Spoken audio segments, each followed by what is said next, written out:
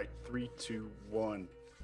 I went and found a job counselor and took a battery of tests, and he sort of Hi, folks. Thomas Simpson here with another episode of Big Data, Big Questions. If this is your first time here, you're in for an amazing treat. So today is another episode of our career deep dives where we go into careers in IT development and tech, and we really find out what people are doing, what folks have done, and maybe this is something that can help you on your journey.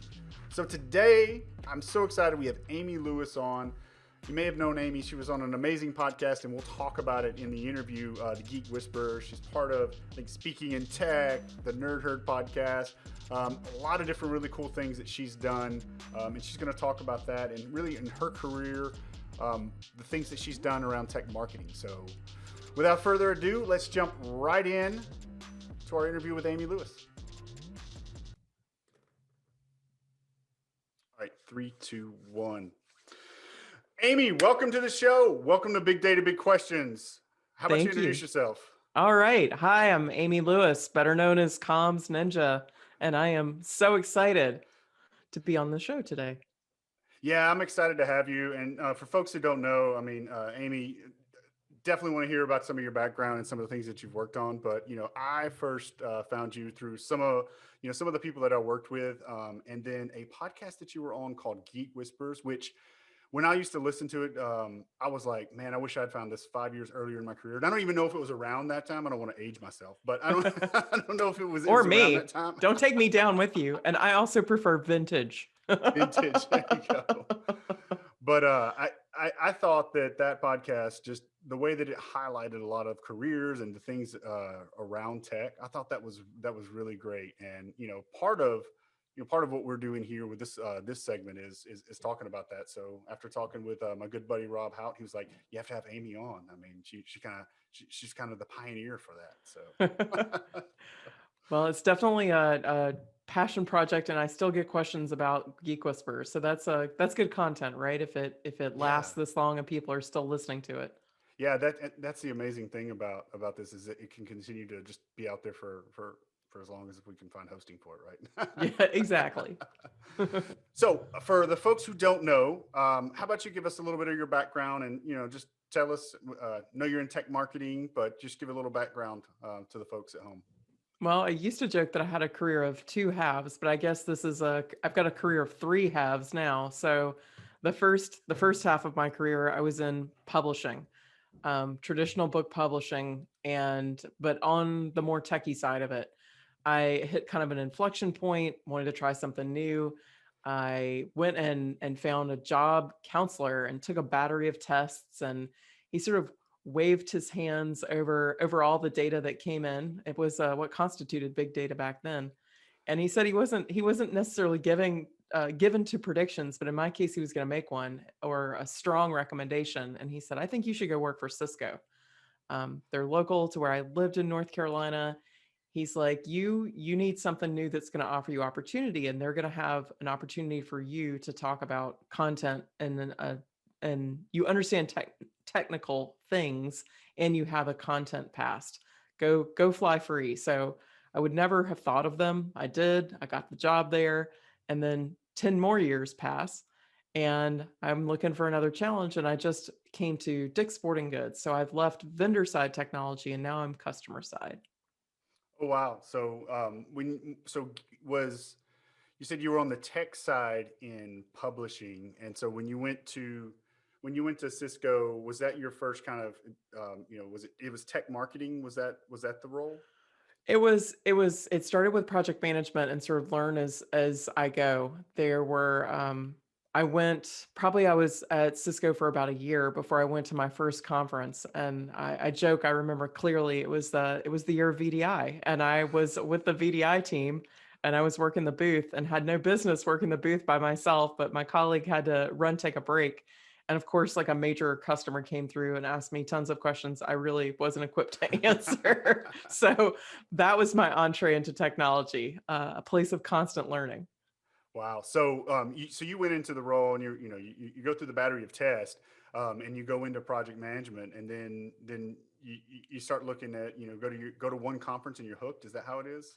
It was kind of that way. So I started actually at Cisco as a contractor, whatever got me in the door, and then I got hired full time, and then it became a series of special projects. It was like a running joke. I never did the actual jobs I was hired for. People kept saying, "Wait, you've got experience with web. Wait, you've got experience with social. Wait, you've got experience with community building. Wait, you actually like people. Go forth, go in public." So Right. So, and that tends to be, I don't know how much, it holds up now, but for a long time, in tech, that's one thing where, you know, for whatever reasons, systems administrators, developers, they're not always somebody that want, that want to get out and want to talk and have those conversations, like you said. Not I don't want to say that they don't like people. I think I know I'm being a little facetious, but I sort of joke when I'm hiring people, it's either you're a front of the house person or a back of the house person, to use restaurant oh terms. yeah. And it's okay. There's no wrong answer because everybody gets fed one way or the other. We all need, there's no hierarchy for me. It's just what's your preference? Yeah, and I mean that's one area that I've found in my own career is when I was a developer. I wasn't always the best developer. I wasn't not always. I was not the best developer, and I got to a point where I thought I could be, and I was like I wanted to be like my senior developers that I was looking up to. But at the same time, I didn't. That wasn't what was attracted to me because even in customer conversations, the customer would ask me, hey Thomas, why don't you explain it? And my gift was talking apparently, but and I didn't mind it, right? Like it was a little bit different. So even though I wasn't the best engineer, I wasn't even the one, building all the amazing things on the back end, I could explain it to folks more. So I think it's, I I guess, so for somebody out there that's looking and saying, hey, I want to be involved in tech, what are some of the areas that I can do it and still be able to, there's positions in sales and on so many different other areas. But if they're saying, hey, I'm a front of the house person, I worked in a restaurant too, so I do know that reference. What are some roles or what kind of what areas would you suggest for them? I I think it is one of those things where marketing is, well, a couple things. Marketing has gotten a bad name in some ways in technology. And so some technologists who may have that preference may be even afraid to admit it because there is this, I need to be more technical. But we also need people who can translate. I joke that I'm fluent in geek and English, and it's a crucial part of my new role to be able to translate and tell those stories of technology in simpler terms and plain English for people to consume. So don't be put off by the fact that um, eh, that in some ways it's not. I don't know. I think it's a little bit of an underappreciated aspect of what we do in the tech world. But if you're interested in it, then it is a way to actually learn more about technical things because to be able to teach something to people, you have to have certain level of understanding of it. So if somebody feels concerned, they're going to just give up their tech chops completely. Don't. Sometimes a tech marketing role, depending on what you get, could offer you a new opportunity to learn something new, to go into a different field. Maybe you want to pivot. You've been on one particular track and you want to go another way. So there's a lot of opportunities to think about. If you're just getting started, I think there's a lot of great resources out there to sort of learn and listen. And I would encourage people to think about starting with themselves. What marketing appeals to you? What is marketing? It's about knowing the audience. It's about knowing how to communicate with them. And it's about how to make some offer that's either going to lower their barrier, like lower their objection to what you're talking about, or kind of help them feel part of something. So you're mapping a solution to their problem and you're helping them lower whatever objection they may have to either admitting they have a problem or to seeking out your solution.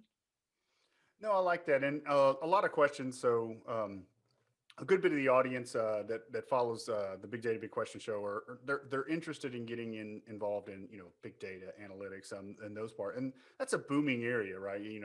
All of IT, right? Like all of IT and development is huge, but there's folks who are drawn to that, and those are some of the questions I'll get is, hey, are there other things that I can do? Like I want to be in that industry, but maybe I don't want to write code, or maybe you move to different portions in your career. So we had Erin Banks on a couple weeks back, and she was talking about how she went from a more from a technical role and went in and transitioned into product marketing and that side because she liked, from the house person. I'm going to steal that so much, but she, It really just makes sense, doesn't it? Because there's no yeah, hierarchy. There's no yeah, hierarchy. It just gets the job done. yeah. And so being, going to conferences, speaking gives them the opportunity to be in that community and learn, but also not feel like somebody, because some people don't want to, be building and programming all day and sitting or standing at their desk. So, um, Absolutely. And marketing, the broader marketing roles can really give you a lot. You do a lot of different things during the day. So that can be the other thing. Some people like to go deep and focus on something. Other people like to go a little more broad.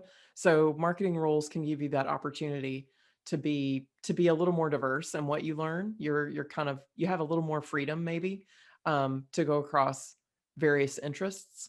So I think there's some advantages to that too. So speaking of getting to do cool things and being fairly diverse in what you can do, for folks who don't know, now you had you I've seen you do some pretty cool things in marketing. I know, I think at Dell Tech World, you used to run around and do interviews. I know you've Oh on yeah. podcast. So how much of going back to your, you get into tech, you get in, start taking on new roles. How much of it has been you getting outside your comfort zone, or did you kind of have it planned out? Like, hey, I'd like to start doing some podcast, and maybe I would like to, interview people on camera. And when you were doing it, I don't think there were a lot of people doing it, at other companies. So I thought it was pretty innovative. Well, I have an unfair advantage. So I do live in North Carolina. I worked out of the Cisco RTP offices, and 2 or 3 cubes down was Brian Gracely. So for those who don't know Brian Gracely, he is one of the 2 co-founders of the Cloudcast podcast, a very Okay. well known, the OG of cloud podcast, if you will. So when I was going to this first, it was a Cisco Live was the first conference I ever went to, and VMworld was the second. So just imagine somebody who'd never been to any sort of conference over 100 people, and that was step one and step two. And he he thankfully took me under his wing, and it's one of my strategies I tell everybody. I was just really fortunate to have a mentor like Brian, but find yourself a mentor who knows what's going on and who can introduce you. So he was very up to date on how to make content, how to do different kinds of content. Um, and he saw that I didn't know what I was doing and took pity because I asked for help and he offered it. So I got this email right before Cisco Live that was, or it was before VMworld, excuse me. And he's like, are you willing to be on camera? And he's like, I need you to bring the following things to work. And it was like it was a ridiculous list that included like a change of clothes, a box of pasta, and a pair of leg warmers. And Pasta. yeah, it was completely like, okay, but I'm the sort of I'm a yes and type person. So I'm like, sure, like he's so smart, he knows what he's doing. Let's do this. And he's like, don't tell HR because it's I was like, okay, weird list, sure. And then I'm watching on Twitter the next morning, and and his VMworld 6 word was taking a ladder to work today. And it was the day we were supposed to film. So now I'm really wondering what's going to go on. Anyway, he had a great idea. Instead of just doing typical tweets to get people excited about what Cisco was doing at VMworld, we made a video series, which included me and a pair of leg warmers, like warming up for the conference. It was all completely ridiculous. He had scripted these things, and I was hooked. I could see that there was a different way to communicate. So I went to my first VMworld where I was leg warmers girl to a lot of people. I didn't know anybody.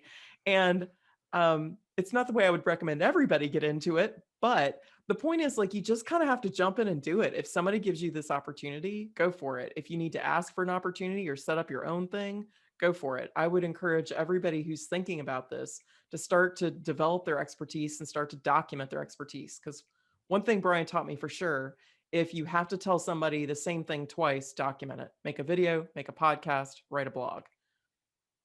Yeah, I mean that's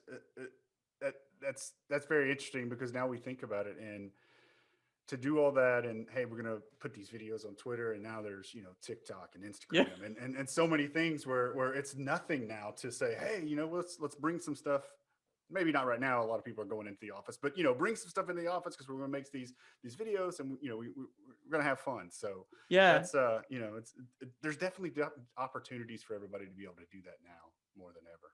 Yeah, and from that, he taught me how to structure a show, and from there came Engineers Unplugged. So that was two engineers, one whiteboard, and again, just a little bit of fun and levity to teaching. I'm all about edutainment because I think people learn better when they're not feeling stressed or under pressure or that they're being sold to.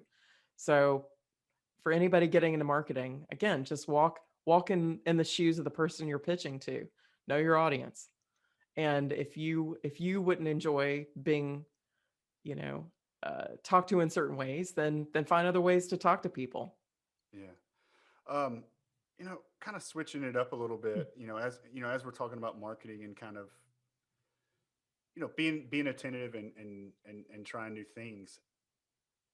How how does that apply for a lot of folks that may be watching the show that are looking for maybe they're looking for their first role, maybe they're looking for their next role.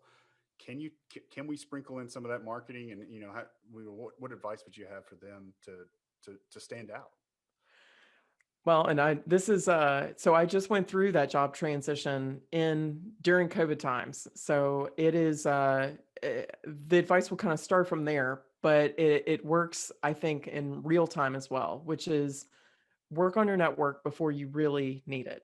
So first off, make sure that you are connecting with people and maintaining those connections. I know we're all tired right now, um, but when an opportunity comes to meet somebody new or join a hangout or so, anything like that, just consider this networking part of your part-time job if you're looking to start in that direction of making a transition. So as you're exploring, get to know people in the space, get to go know new people, make sure that your LinkedIn is up to date, make sure that your Twitter is clean. Just make sure that you're doing the right things to kind of put yourself in a position, because the worst thing is to be in a position where you need support from your network and you've let it go so long because you've been so deep in your job, you didn't reinvest in yourself. That was one of the things we talk about on the Geek Whispers a lot, and I am living proof of it. It is worth, no matter how much you value your relationship with your company, you just don't know what's going to happen next. These are very turbulent, uncertain times. The market changes, etc. Always be investing in yourself. Take time out of your day to do a meet and greet that has nothing to do with what you're doing right now. Read something, learn something, connect with somebody. And if you're somebody who likes structure, give yourself I'm going to meet one new person every week, or I'm going to learn one new thing every week. Goal yourself against it, but do it and take it seriously. And when those opportunities come up to either engage somebody new or enhance the relationships you've got, do it. No, I like that.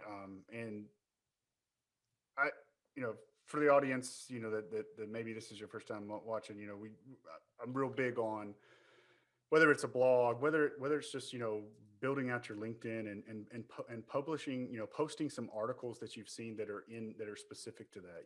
I mean, I have family members that call me and ask, and they're not in tech or anything like that, and I'm just like, hey, on your LinkedIn profile, if there's some things that you're interested in, just have those, even things like that to be looking. And it's not to say that you're looking. I don't know how I want to say it, but It's to be you're your whole self. I yeah. think it's to bring your whole self and not just at a time when you are looking. When you do it when you don't have to be. So I like that a ton. Um, I know I love conferences. I know you've talked about a couple different conferences. So I'd really love to hear your opinion. So we talk about networking, and for me in job transitions, and I kind of have a similar story to going to a conference and finding out, hey, I would love to move out of out of a software role, more in a front house role, and go join a big tech company. But but that's a different story. But okay, so because those are great networking events. So I mean, Yeah. I should do a show at some point and just talk about those. But right now, a lot of folks move to virtual. Most conferences are virtual. I've been at one all week this week, and they're trying, but it's the experience and is a little bit different. So what's kind of your thought on the states of what's going on with conferences, and how do I try to apply that to build my network in virtual times? Do you have any advice there? Or? That one, it's tough. It just isn't the same. We have to say this is not the same. And a cake you get at a bakery is not the same that your mom made for you for your birthday. It's just never going to be the same. But they're both cake. So just think about what it is you want out of cake, And if you're there for knowledge, virtual conferences are still a great way to learn. It's still a great way you can ask questions. You can go support people that you're looking to connect with and you want to learn from. There's a lot of potential mentors you can meet up with and connections you can make. So I would encourage you to think of it from that perspective. These are ways to stay warm while we figure the rest of it out. I'm not sure that conferences at scale will look the same ever. I think that there are going to be big transitions, but I would also encourage you to think about what you can do locally or regionally. If you're an in-person person and you really want to think about, do you go have a coffee 6 feet away from somebody? Do you find a buddy who's also attending the virtual conference because you get more meaning out of it if you're both in it together? There's a lot of ways I think to try to bring a little more of the people part back into it. If you have the opportunity to go present somewhere, develop yourself into being that subject matter expert so that you can go present, because that gets you a whole different flavor on it as well. I have much respect for the people in the industry, especially the events folks, of whom I know several. Yeah. And they are doing an incredible job of keeping us learning and keeping us excited and doing everything from playing an Animal Crossing to, all these kind of fun different ideas and point systems. And, but just to speak bluntly, COVID sucks. Every day I feel like I know one more person who's affected. It's hard on the economy. It's hard on us personally. Take everything you can in this moment to prepare yourself for what comes next. It is hard, but get that energy going. Attend, learn, connect just as much as you can, even if it's not the same. I get it. I'm not going to try to sell you about a bag of goods, but it doesn't mean that you just give up and lie on the couch and eat bonbons. Yeah.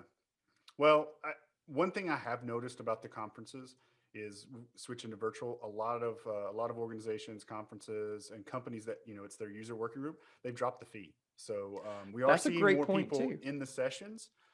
That's one thing I've noticed. But yeah, that just making a lap around the expo or doing some cool stuff.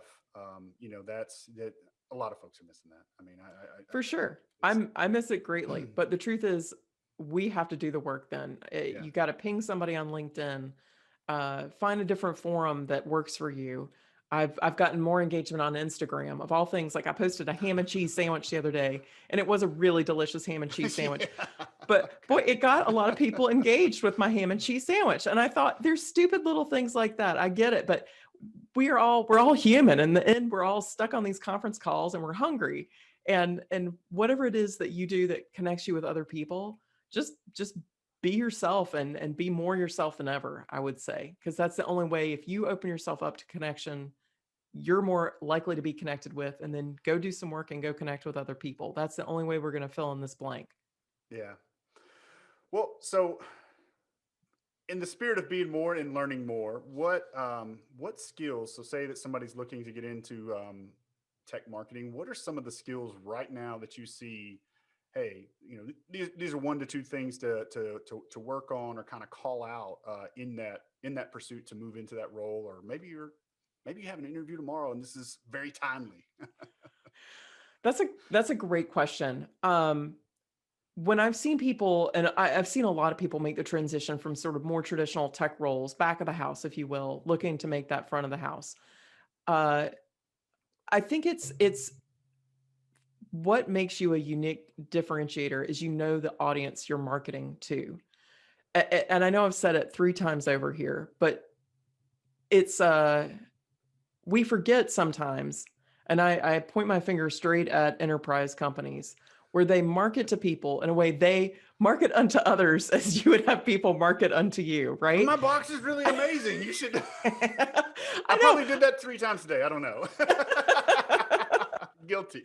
And it will, as you think about the interview process, remember, especially if you're coming from that back of the house, like how many people tried to sell something to you, what you thought of it, what you actually wanted to know, and bring it with you to the interview. Explain that you know this audience, you are familiar with this audience, and you know how to connect with this audience, and here's why. So really put some things down on paper to have in front of you, what you've done, your specific experience, and what that led you to be able to do. I had an interview during this process that, and I will not name the name of the company. It's not a job that I, went with, but it requires kind of that level of rigor in the interview process. People probably guess it's a fairly famous one that requires a lot of rigor. And I ended up with 13 pages of notes on myself. I never want to think about myself again, but it did teach me that it was good to have the stories. It was good to have them written down, and I was so fortunate to have people who worked at this company review them with me. And I just took the Myers-Briggs at work. So I'm thinking a lot about styles. I tend to sit in a different place on those spectrums than a lot of folks who have been traditional back of the house. But they reviewed my notes and gave me feedback from that perspective based on the company I was looking at. So I would say find a partner. I don't think interviewing is something, it's a team sport. So it's Yeah. back to know what you've got, know what you have to offer going in, write it down, and find somebody that will partner with you and look at your answers.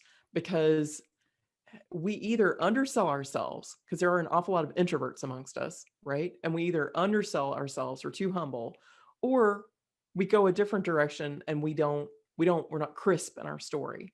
So it's something I have not done before, but I feel more ready to interview with my ridiculous 13 pages about myself than I ever did before. So highly encouraged.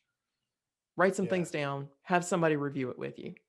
Yeah. So let me ask this, and this is just something I'm curious about because I'm always trying to figure out how how other folks do it.